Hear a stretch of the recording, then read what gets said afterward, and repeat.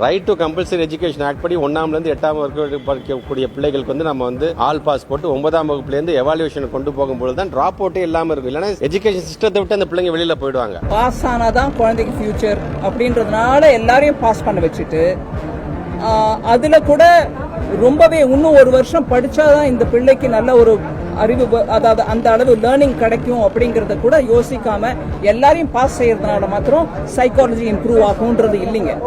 ஆனா சிபிஎஸ்இ படிக்கிற அந்த பிள்ளைகளும் இதே மாநிலத்தில் உழைக்கக்கூடிய பெற்றவங்களுக்கு பிறந்த பிள்ளைங்க தான் அங்க படிக்கிறார்கள். அதுல இருக்கின்ற கிளாஸஸை மாத்தி இல்ல இந்த பிள்ளைங்க 5ஆவது ஃபெயில் தான் என்று சொல்லும் பொழுது அப்ப டிராப் அவுட் எவ்வளவு தூரம் அதை அதிகப்படுத்தும் என்று நீங்க உணர்ந்து கொள்ளுங்க.